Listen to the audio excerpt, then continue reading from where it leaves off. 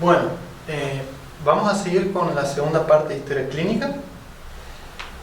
Recuerden que en el video anterior, en la parte 1 de historia clínica, vimos lo que era la anamnesis, ¿sí? Que era el interrogatorio que hacíamos en el paciente. Recuerden también que con la anamnesis, solamente con la anamnesis, en el 50-60% de los casos podíamos llegar a un diagnóstico presuntivo, ¿sí? El resto del diagnóstico lo vamos a tratar de descubrir a través de las otras partes de la historia clínica, ¿sí? Bien. Unas consideraciones antes de comenzar. Recuerden que la historia clínica que estamos hablando en este video es del paciente que está internado en el hospital, ¿sí? La historia clínica que ustedes van a hacer al paciente dentro del hospital. ¿Estamos? Bueno. Nos queda por ver. Después de la anamnesis nos queda por ver la exploración física, el resumen semiológico, la impresión diagnóstica, cómo se hace una evolución y finalmente cómo se hace una epicrisis, ¿sí? Bien, como estamos realizando la exploración física del paciente que está dentro del hospital, la vamos a hacer con el paciente en la camilla, lo más cómodo posible, ¿sí? Y generalmente, por convención internacional, a la derecha del paciente, ¿sí? La posición correcta es estar a la derecha del paciente, en la mayoría de los casos, ¿sí? Bien. Nosotros vamos a utilizar para realizar una exploración física la inspección, la palpación, la percusión y la auscultación, ¿sí? Pero esto tiene una excepción, solo para que sepan, para que vayan adelantando un poco.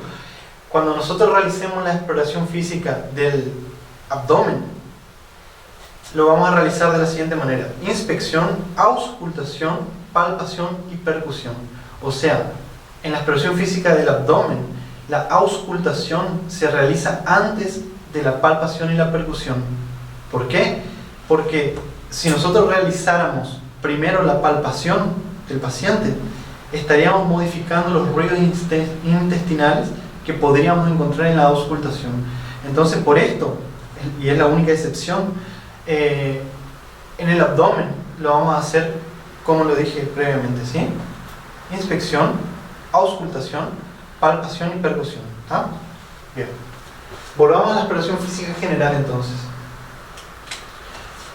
Recuerden que lo tenemos que hacer de manera ordenada, siempre de la cabeza hacia los pies, ¿está? Y vamos a dividirlo en dos partes.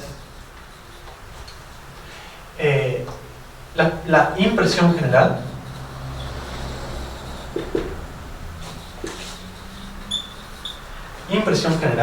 ¿sí? Y la exploración física topográfica.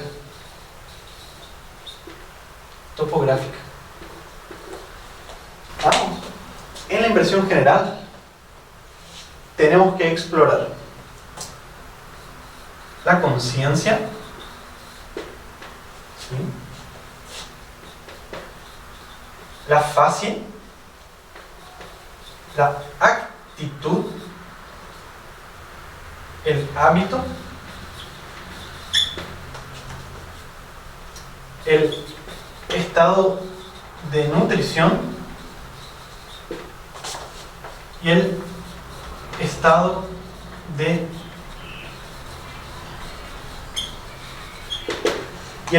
hidratación, ¿sí? Conciencia, facie, actitud, hábito, estado de nutrición y estado de hidratación. Dentro de la impresión general también se incluye aquella exploración física que la vamos a realizar con los instrumentos del hospital, o sea, termómetro, fondo de ojo, otoscopio, etc., ¿sí?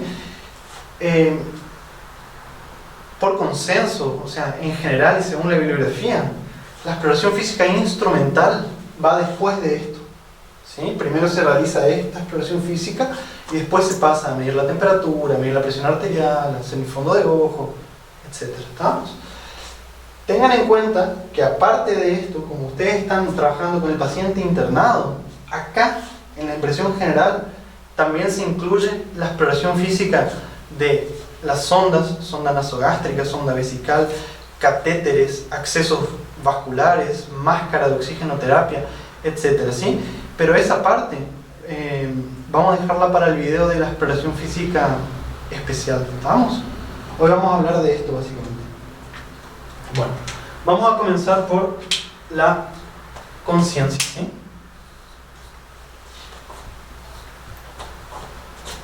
Cuando nosotros estamos haciendo la exploración física de la conciencia, estamos básicamente explorando el grado de lucidez del individuo, o sea, cuán despierto el individuo está, y también estamos explorando la percepción que ese individuo tiene de sí mismo y del ambiente que lo rodea, ¿sí?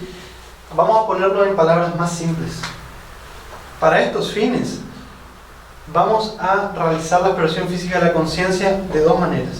Primero, evaluando el grado de alerta.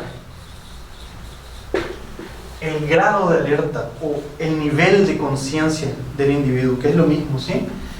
Y por otro lado, vamos a evaluar el contenido de la conciencia. El contenido, ¿sí? El grado de alerta o nivel de conciencia, ¿sí? Y el contenido de la conciencia. ¿Vamos? ¿Qué quiere decir grado de alerta? Quiere decir cuán despierto el individuo está, ¿sí? El mayor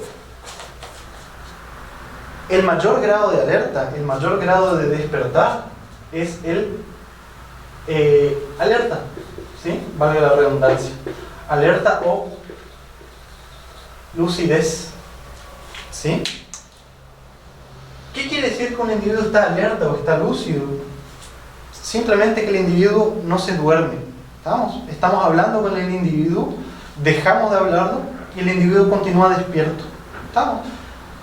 Si este es el caso, vamos a escribir en la parte de nivel de conciencia o grado de alerta, lúcido o alerta. ¿Estamos?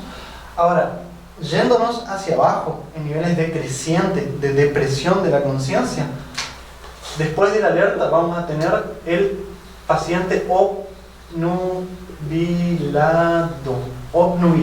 ¿sí? Obnubilado o somnoliento.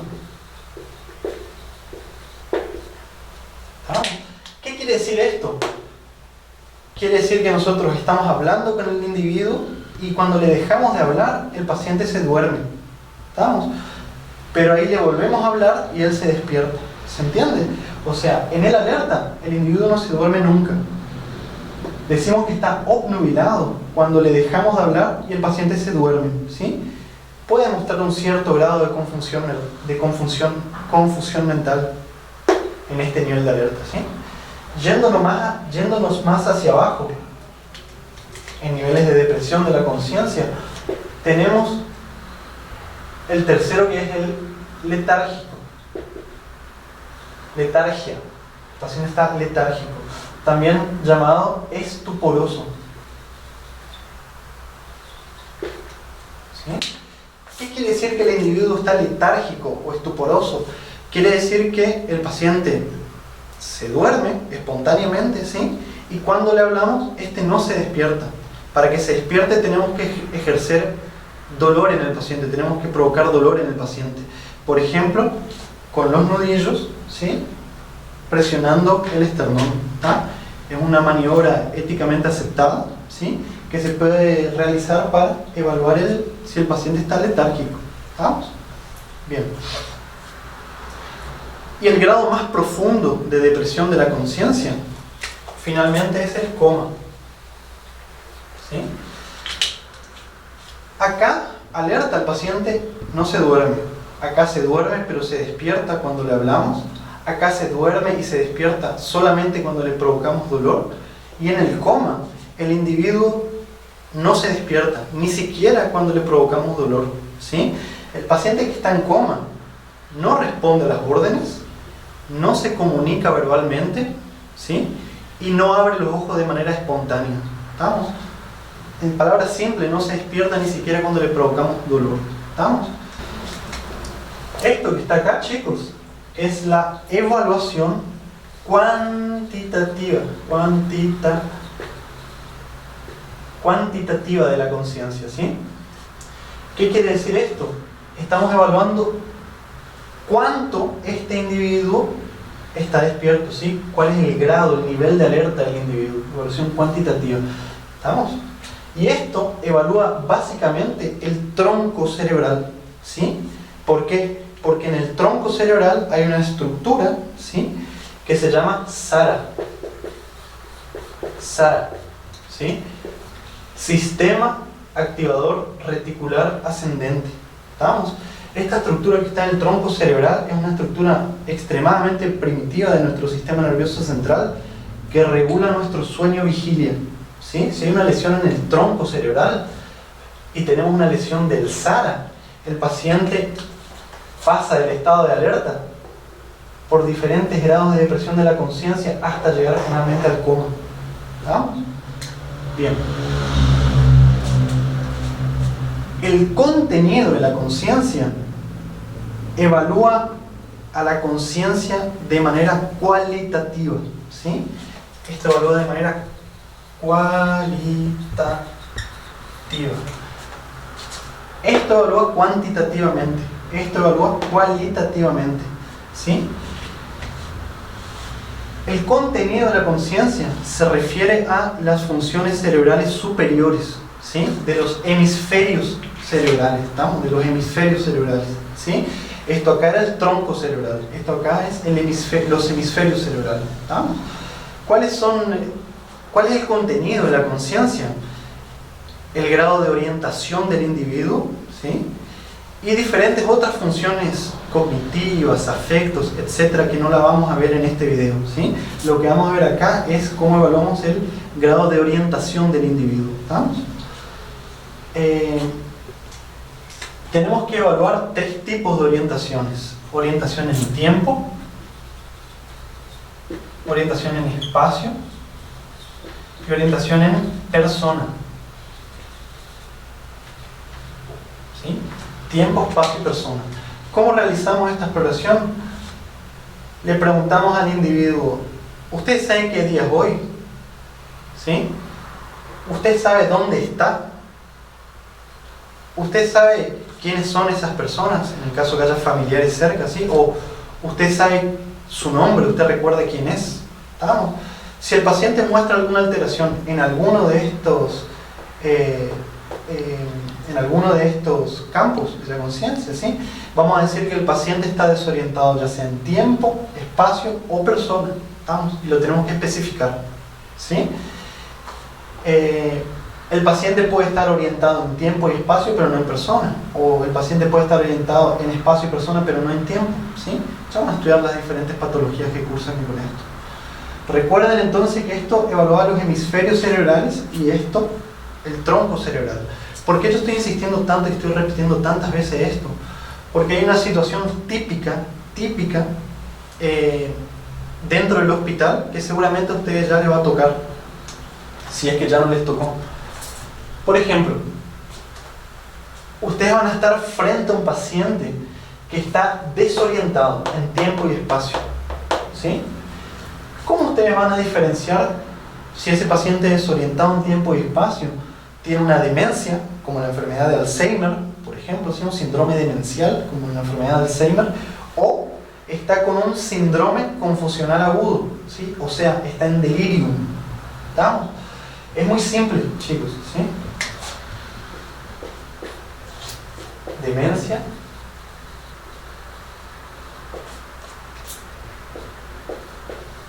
delirium.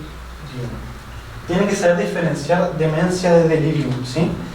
Ambos tienen desorientación, tiempo, espacio y persona, ¿estamos? Solo que en el delirium el paciente también tiene algún grado de depresión del sensorio, ¿sí? Esto es importantísimo, chicos, ¿está? En el caso del paciente con enfermedad de Alzheimer, el paciente puede no saber quién es, puede no saber dónde está, pero el paciente está alerta, ¿estamos? En cambio, si es un paciente, por ejemplo, que está con una intoxicación alcohólica aguda, o está con un paciente anciano con sepsis, ¿sí?, o un paciente cirrótico descompensado, el paciente va a estar con un síndrome confusional agudo, ¿sí?, síndrome confusional agudo. El paciente va a mostrar desorientación, tiempo, espacio y persona, y también un grado de depresión del sensorio. ¿Estamos? Esa es la importancia. Dicho de otra forma, ¿sí? El paciente con demencia tiene alteración de los hemisferios cerebrales, pero su tronco cerebral está intacto. ¿Estamos? Bien.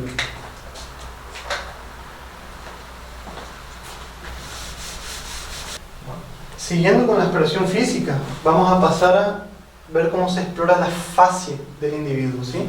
Facie hace referencia al rostro del individuo, y el rostro nos puede aportar datos sugestivos de diferentes patologías, como ya lo vamos a ver, ¿sí? Al explorar la facie, tenemos que prestar atención en tres cosas, ¿sí? La expresión del rostro del individuo, el color y la simetría. ¿Estamos? Expresión, color y simetría. Cuando el paciente no tiene ninguna alteración ni de la expresión, ni del color, ni de la simetría, decimos que la facie del paciente es compuesta. ¿Tá? Así la vamos a escribir, compuesta. ¿Tá? Ahora, cuando el paciente tiene alguna alteración en alguna de estas tres cosas, decimos que la facie del paciente es descompuesta. ¿Estamos? ¿Cuándo se puede alterar la expresión del individuo? Por ejemplo, en la facie depresiva. ¿Sí?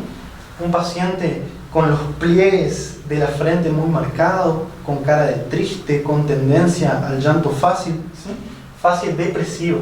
¿Estamos? ¿Cuándo se altera el color?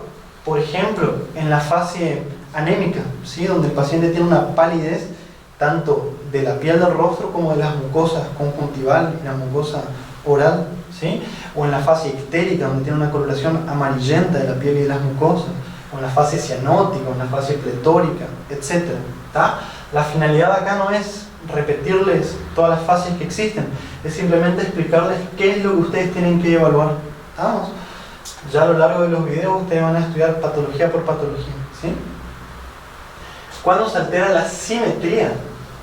Por ejemplo, en la fase hemipléjica. ¿Estamos? Cuando el paciente tiene un accidente cerebrovascular o una secuela de un AVC que queda con la comisura labial hacia un lado, ¿está? Se altera la simetría. ¿Estamos? Fase hemipléjica, ¿sí? Continuando, vamos a ver cómo se evalúa la actitud del paciente, ¿sí? ¿Y qué quiere decir actitud?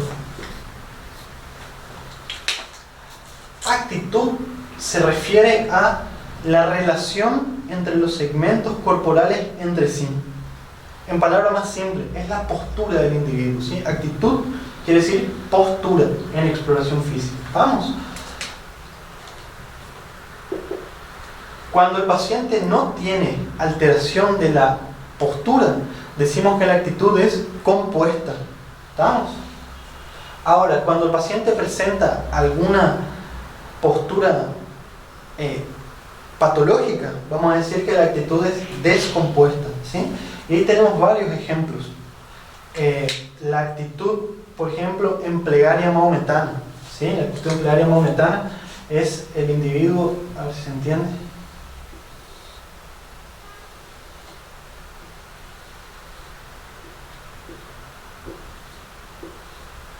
Si se entiende más o menos. Este es el pie, la pierna, ¿sí? El abdomen y el tronco y los brazos. El paciente está como realizando una plegaria mahometana, ¿sí? Está inclinado hacia adelante, ¿está? Por ejemplo, en el caso de pericarditis, ¿estamos? En el caso de pericarditis o pancreatitis, o en el caso de patologías que cursan con derrame pericárdico importante, ¿estamos? El paciente adopta esta posición porque le permite respirar mejor y calma un poco el dolor que siente, ¿sí? Otra actitud patológica que ustedes pueden encontrar es, por ejemplo, la actitud en gatillo de fusil, que se observa en la meningitis, ¿sí? Cuando hay rigidez de los músculos paravertebrales, ¿sí? Ya la van a ver en síndrome meningio. O, por ejemplo, cuando el paciente es incapaz de acostarse, el paciente está en ortopnea, ¿sí? El paciente no puede acostarse por una disnea importante que esto le provoca. Se ve, por ejemplo, la insuficiencia cardíaca izquierda descompensada, ¿estamos? Una insuficiencia cardíaca izquierda aguda, ¿sí? Bien. Recuerden entonces, actitud cuando no tiene alteraciones, compuesta, cuando hay alguna alteración, descompuesta, y tienen que tratar de especificar cuál es la actitud que ustedes encuentran, ¿sí? Ahora, algunos términos específicos que tenemos que conocer, ¿sí? La actitud del paciente cuando está acostado se llama decúbito, ¿sí? El decúbito entonces es la actitud del paciente cuando está acostado. ¿Cómo se evalúa el decúbito? Primero, ustedes tienen que describir si el decúbito es activo o pasivo, ¿sí?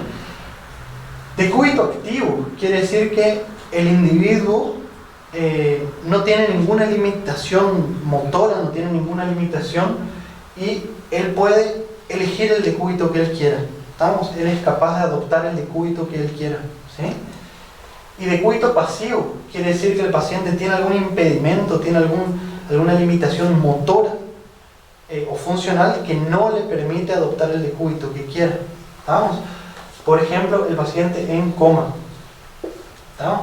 El paciente en coma se dice que el paciente yace en su lecho, o sea, el paciente, como ustedes lo apoyan, el paciente va a quedar. ¿Estamos? Porque está en coma. Otro caso acá sería el paciente con fracturas múltiples, ¿sí? Adopta un decúbito pasivo, el paciente no es capaz de cambiar su posición. ¿Vamos? Bien. El decúbito activo, a su vez, se divide en tres. Decúbito activo indiferente, preferencial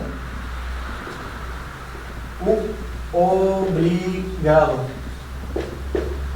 ¿Ah? Decúbito activo indiferente quiere decir que al paciente le da lo mismo. ¿Estamos? El paciente se puede poner en cualquier posición, ¿sí? Preferencial, el paciente prefiere estar en determinada posición por X motivo. Por ejemplo, porque algo le duele, ¿sí? O por ejemplo, porque le resulta mejor respirar en determinada posición, ¿sí? Y decúbito activo obligado quiere decir que el paciente tiene, por ejemplo, algún dolor muy importante o alguna contractura muscular importante que de manera obligada tiene que quedarse en esa posición. ¿Estamos? La diferencia más importante es que el activo, el paciente siempre podría modificarlo si quisiera. ¿Estamos? Y el pasivo, el paciente no lo puede modificar. ¿Ah? Vamos a ver algunos ejemplos. El decúbito indiferente, como lo dije anteriormente, el paciente le da lo mismo estar en cualquier posición, ¿sí? Decúbito preferencial, activo preferencial. Por ejemplo, el paciente que prefiere estar en decúbito lateral, ¿sí? O sea, el paciente prefiere estar acostado sobre sus hombros, ¿sí? El paciente prefiere estar acostado de costado. ¿Vamos? Esto se ve, por ejemplo, en los derrames pleural. Los derrames pleurales muy importantes, ¿sí? ¿Por qué el paciente prefiere estar de costado? Vamos a verlo acá.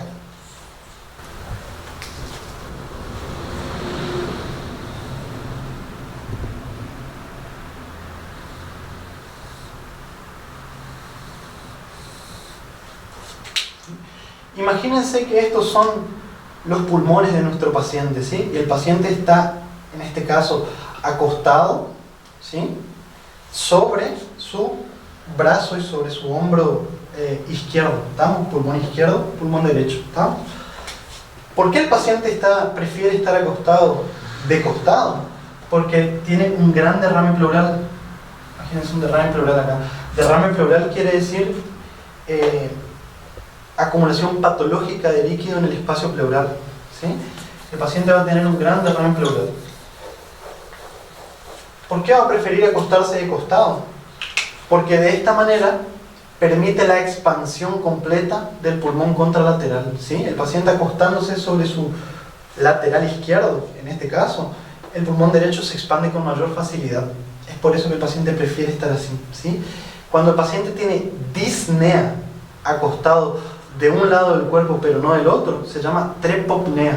¿tá? Trepopnea es la falta de aire que el paciente siente en determinado decúbito lateral, ¿entiendes? O sea,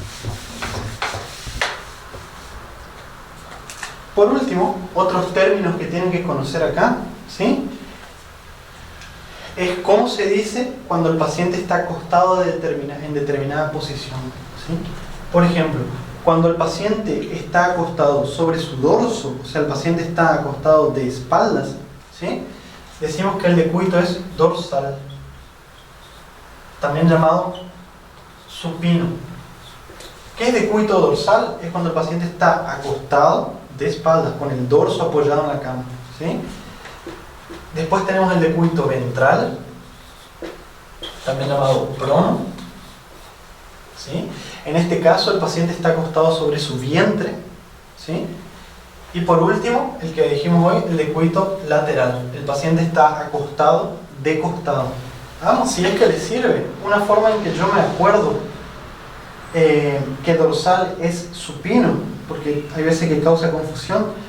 Cuando el paciente está acostado en decúbito dorsal, por la posición anatómica, está en esta posición, ¿sí? Recuerden que suspinar es pedir, ¿sí? Suspinar es pedir. Entonces, decúbito dorsal, decúbito supino, ¿está? Es una mnemotecnia para que se acuerden, ¿está? Bien. ¿Qué tipo de pacientes ustedes van a encontrar en decúbito dorsal? Por ejemplo, el paciente que está severamente adelgazado, ¿sí? Los pacientes caquécticos con enfermedades terminales, ¿sí? Ellos van a estar en un decúbito dorsal preferencial, ¿sí? ¿Qué pacientes van a estar en otro paciente que van a preferir el decúbito dorsal preferencial? O sea, que van a preferir estar en decúbito dorsal. Son los pacientes con grandes tumores abdominales, ¿sí? ¿Qué pacientes van a preferir estar en decúbito ventral? Los pacientes que tienen dolores de tipo cólicos abdominales, por ejemplo, ¿sí? Y en decúbito lateral el caso que ya vimos, ¿sí? Hay más ejemplos, ya lo vamos a ir viendo a lo largo de los videos, ¿sí? Bien. Vamos a pasar a hablar ahora del hábito, ¿sí? ¿A qué se refiere cuando hablamos de hábito en exploración física? Se refiere al aspecto constitucional del paciente, se refiere al aspecto del cuerpo del paciente, ¿sí? Recuerden que existen tres hábitos llamados hábitos fisiológicos, ¿sí? Que son el brevilíneo, el longilíneo y el atlético. Brevilíneo es aquel paciente que tiene que es más tendencia a la baja estatura, ¿sí? Con la cabeza pequeña, el cuello corto y ancho y con tendencia a la obesidad y con los miembros cortos, ¿sí? La importancia del brevilíneo no es que determine alguna patología, ¿sí? Porque son hábitos fisiológicos. La importancia es que este puede tener el corazón horizontalizado, ¿estamos?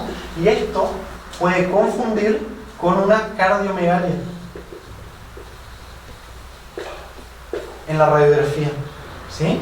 No vayan a decir que un paciente tiene cardiomegalia sin antes avaliar cuál es el hábito y obviamente el resto de la clínica del individuo, ¿sí? El paciente longilíneo es aquel paciente más alto, con las estructuras óseas prominentes, ¿sí? Tendencia a la delgadez, el cuello más largo y fino, ¿sí? Los miembros tanto superiores como inferiores más largos, ¿sí? También es un hábito fisiológico. El corazón de este individuo es más vertical, ¿sí? En la radiografía se lo llama corazón en gota, ¿estamos? No es ninguna patología, chicos, es algo fisiológico, ¿sí? Y el atlético es el grado intermedio, es aquel paciente que tiene la cintura escapular y la cintura pelviana musculosa, ¿estamos? Con una estatura intermedia entre estos dos, ¿sí? Obviamente tampoco determina ninguna patología, ¿estamos? Ahora, de los hábitos, ustedes tienen que saber que existen hábitos patológicos, ¿sí? Por ejemplo, el hábito cushingoide, ¿sí? Típico del paciente con síndrome de Cushing, o el hábito marfanoide, ¿sí? Del síndrome de Marfan o el hábito acromegálico, etc. Hay muchos, ¿tá? Ya lo vamos a ir viendo también a lo largo de los videos, ¿sí? Lo siguiente es evaluar el estado de nutrición del individuo, ¿sí? A simple vista,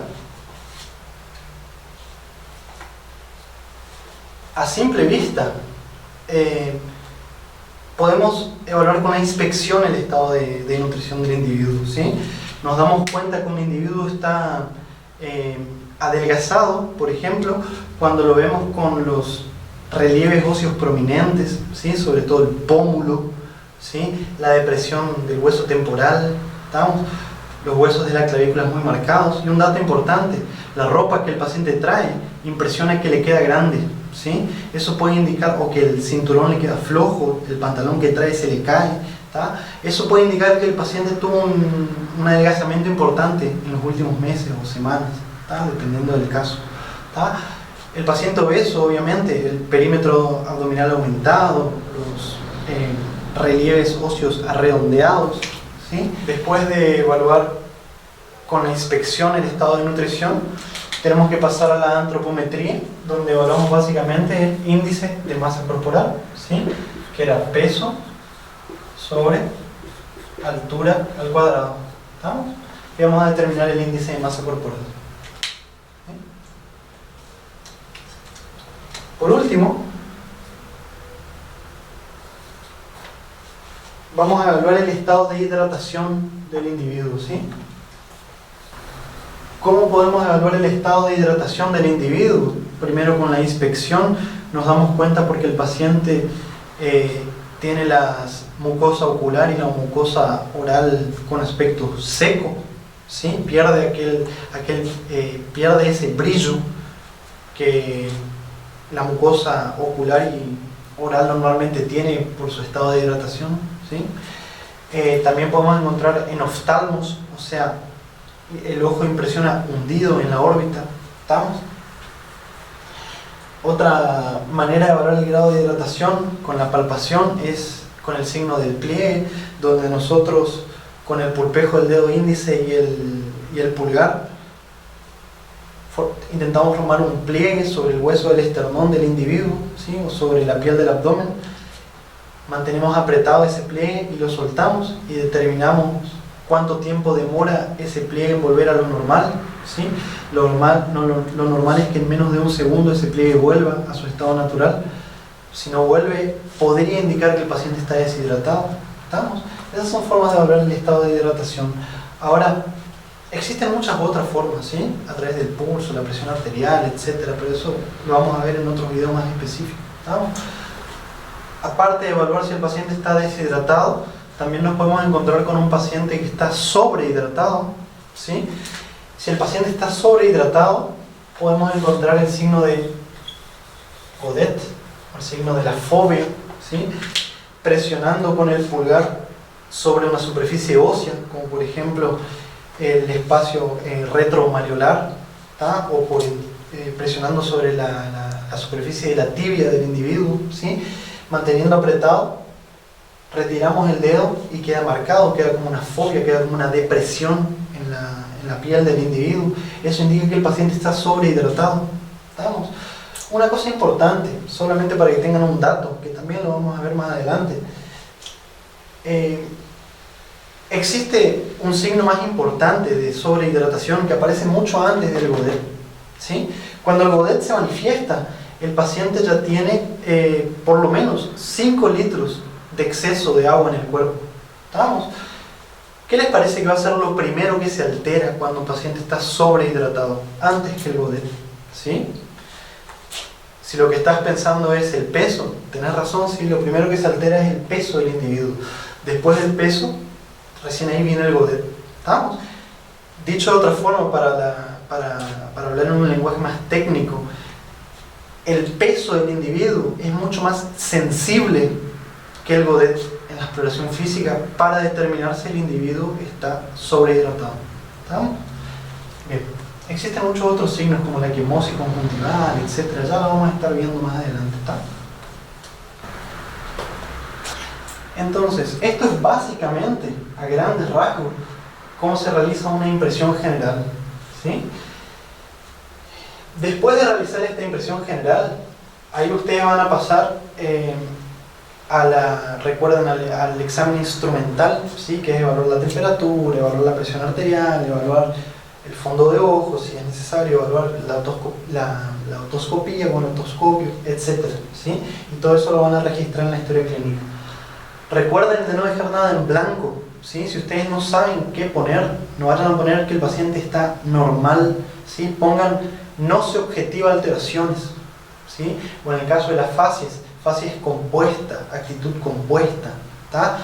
Eviten usar la palabra normal, ¿sí? Bien. Después de realizar esto, ustedes van a pasar al examen topográfico, ¿estamos? Que incluye la piel, el tejido celular subcutáneo, el sistema linfático, cabeza y cuello, cardiovascular, neurológico, etcétera, etcétera, ¿sí? Ya lo vamos a estar viendo más adelante. Después de haber realizado la anamnesis y la exploración física, ustedes van a pasar al resumen semiológico.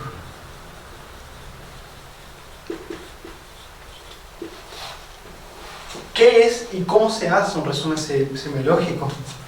Es simplemente, valga la redundancia, el resumen de la anamnesis más la exploración física, ¿sí? Palabras claves acá, ¿sí? Es el resumen de la anamnesis y la exploración física. ¿Cómo ustedes lo van a escribir? Solamente utilizando los datos positivos. Datos positivos, ¿sí? Tanto de la anamnesis como de la exploración física, ¿tá? O sea, ustedes acá no se van a poder repetir obviamente todo de nuevo, ¿sí? Van a tratar de escribir en lo posible en media carilla o en una carilla de la hoja de resumen semiológico, ¿sí? Utilizando los datos que ustedes consideran relevantes para realizar un diagnóstico sindromático, ¿sí? Entonces, datos positivos son aquellos datos que consideran relevantes para un diagnóstico. Por ejemplo, en un paciente que ustedes están sospechando de un síndrome coronario agudo, ¿sí? Lo relevante sería el antecedente de hipertensión, de dislipemia, de diabetes no controlada, el dolor opresivo torácico retroesternal irradiado a la izquierda, ¿sí? Esos serían datos positivos, ¿vamos? No sería relevante en este caso que el paciente tenga dolor de rodilla, por ejemplo, ¿sí? ¿Se entiende más o menos? ¿Sí? Datos positivos. También ustedes tienen que saber que existen datos negativos. ¿Vamos? ¿Qué son los datos negativos? Son aquellos datos que ustedes utilizan para descartar algún diagnóstico probable, ¿sí? Por ejemplo, si ustedes están queriendo decir que esto es una condición aguda, por ejemplo, van a decir, el paciente niega haber tenido este episodio previamente, ¿sí? En ese caso ahí sería un dato negativo, pero relevante para el resumen semiológico, porque ustedes van a estar queriendo decir que es una condición probablemente aguda, ¿se entiende? O el paciente niega vómitos, niega diarrea, niega otros síntomas, ¿sí? Son todos datos negativos que estamos autorizados a relatarlos acá en el resumen semiológico. ¿Estamos? Bien.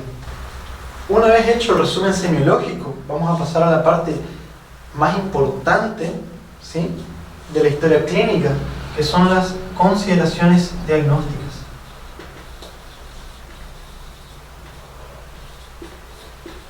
Consideraciones diagnósticas. ¿Por qué yo digo que esto es lo más importante? Porque esto acá es un divisor de aguas, ¿sí? Ustedes, teniendo en cuenta todo lo anterior, ¿sí?, anamnesis, exploración física, resumen semiológico, ustedes en esta sección acá van a hacer su interpretación, ¿tá?, a través de todos los datos que ustedes encontraron acá, van a hacer su interpretación para llegar a un diagnóstico presuntivo, ¿sí?, a un diagnóstico presuntivo. ¿Estamos? ¿Qué quiere decir el diagnóstico presuntivo? Quiere decir aquel diagnóstico que todavía no está confirmado, pero que les va a orientar qué ustedes van a hacer con este paciente desde acá hacia adelante. ¿Qué quiere decir el diagnóstico presuntivo? Quiere decir el diagnóstico que nosotros estamos sospechando, ¿sí? Todavía no está confirmado este diagnóstico, pero nos va a orientar qué hacer con este paciente, ¿sí?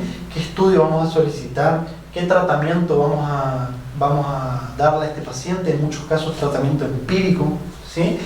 Qué posible evolución y consecuencias, secuelas podrá tener este paciente, qué conducta vamos a tomar, etc. Es por eso que consideraciones diagnósticas es tan importante, porque nosotros tenemos que saber interpretar. Acá es donde nosotros vamos a tener que hacer el mayor desafío intelectual, ¿estamos? Porque de esto depende qué vamos a hacer con el paciente, ¿sí? Bien. Entonces, es importante que ustedes sepan que el diagnóstico presuntivo, ustedes no van a poner un diagnóstico etiológico, chicos, ¿sí? Ustedes no van a hacer un diagnóstico etiológico.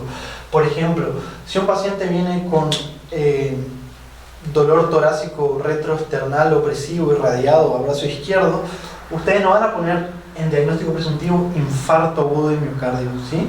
Lo que ustedes van a poner es síndrome coronario agudo, ¿se entiende? O sea, tenemos que tratar de poner en lo posible, de manera sindromática, ¿está? Nuestro diagnóstico presuntivo, ¿sí? Bien. O un paciente con fiebre alta, dolor de cabeza y rigidez de nuca, ustedes no van a poner meningitis por meningococo, ¿tá? Lo que ustedes van a poner es síndrome meningio. Bien, es un diagnóstico presuntivo. Ahora, en esta hoja de la historia clínica, nosotros también vamos a escribir los diagnósticos diferenciales. ¿Sí? En los diagnósticos diferenciales, lo que ustedes tienen que poner es otros posibles diagnósticos que justifiquen la clínica del paciente, ¿sí? Por ejemplo, en un paciente con dolor torácico, cuyo principal diagnóstico presuntivo es síndrome coronario agudo, diagnósticos diferenciales podrían ser, por ejemplo, un espasmo esofágico, un tromboembolismo de pulmón, hasta en algunos casos una crisis de ansiedad, ¿sí? Dependiendo del caso, ¿tá? Esto es más o menos a grandes rasgos, así para que se entienda, ¿tá? Bien, entonces, en consideraciones diagnósticas, diagnósticos presuntivos, diagnósticos diferenciales, en lo posible, diagnósticos sindromáticos, no etiológicos, ¿estamos? Y a partir de acá, ustedes van a tomar todas las conductas, van a solicitar los estudios según los diagnósticos presuntivos que ustedes hicieron, para finalmente llegar luego de los exámenes complementarios a un diagnóstico definitivo. ¿Estamos?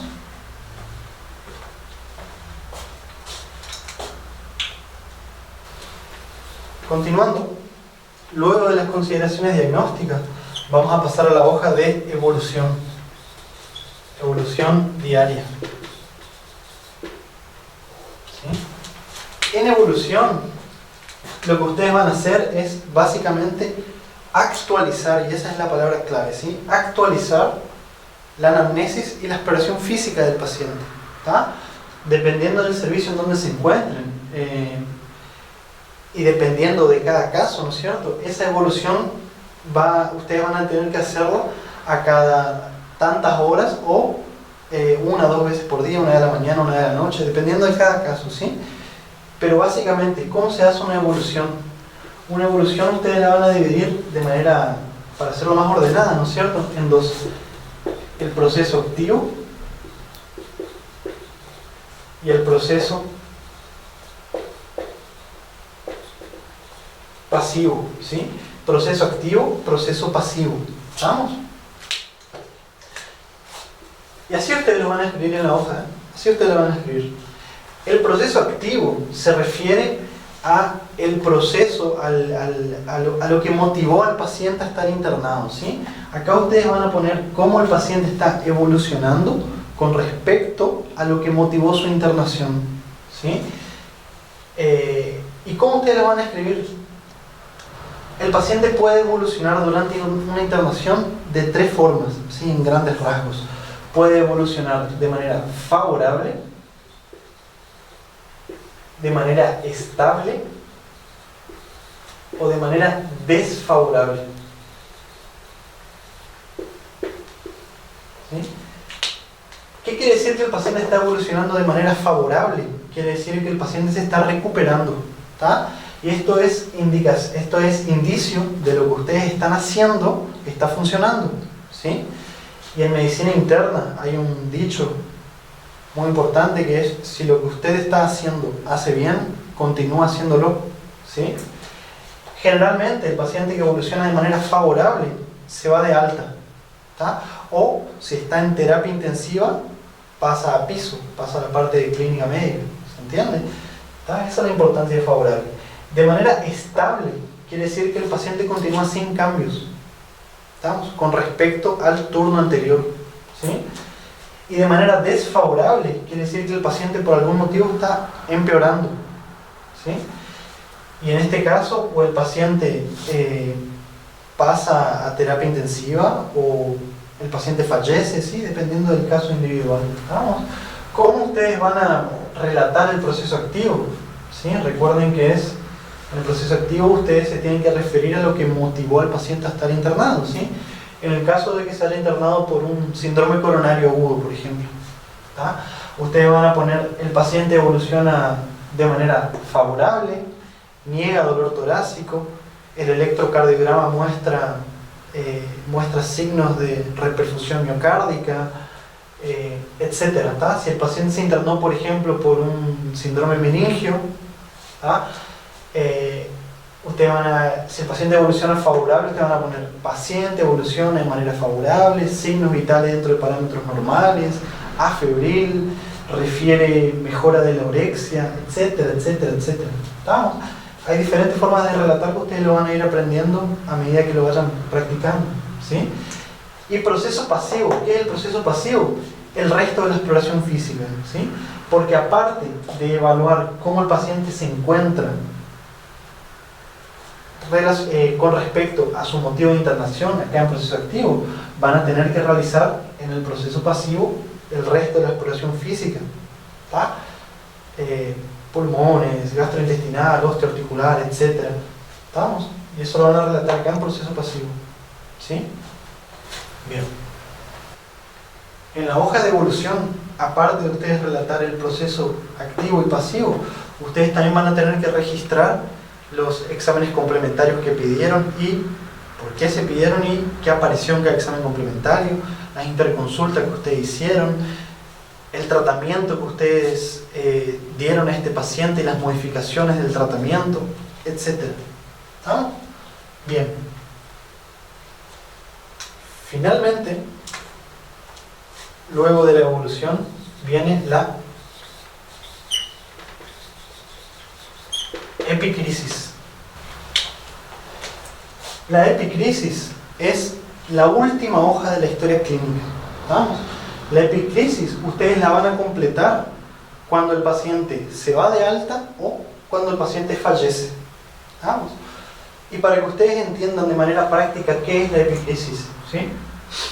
Si nosotros decíamos que el resumen semiológico es el resumen de la exploración física y la anamnesis, ¿sí? O sea, de lo que está por encima del resumen semiológico, la epicrisis es un resumen de toda la historia clínica. ¿Estamos? En la epicrisis ustedes van a tener que hacer un relato, ¿tá? A manera de relato, ¿sí? Desde que el paciente vino a la consulta, qué motivó su consulta, hasta que el paciente se fue de alta o falleció. Y lo van a tener que relatar de manera resumida, ¿sí? Van a tener que registrar el motivo de la consulta, las conductas que ustedes hicieron, el tratamiento que ustedes le dieron, obviamente los diagnósticos que ustedes realizaron en este paciente, cómo el paciente fue evolucionando, por qué el paciente falleció o por qué el paciente se fue de alta. También acá ustedes van a registrar las orientaciones post-alta que ustedes le dieron, si el paciente tiene que retornar a la consulta con su cardiólogo, con su médico de familia, las posibles secuelas que le quedarán a este paciente, etc. ¿Estamos? Acá les va a aparecer un ejemplo, ¿sí?, de epicrisis para los que no saben cómo relatarlo. ¿Estamos? Esa es básicamente la segunda parte de la clase teórica de historia clínica, ¿sí? Espero que les haya gustado. Si les gustó, por favor, denle like, compartan el video. También va a haber un video sobre la parte práctica de historia clínica, ¿sí?, donde vamos a estar viendo de manera bien práctica cómo hacer cada relato, vamos a estar viendo casos clínicos, etc. ¿Sí? Consulten por este video. ¿Estamos?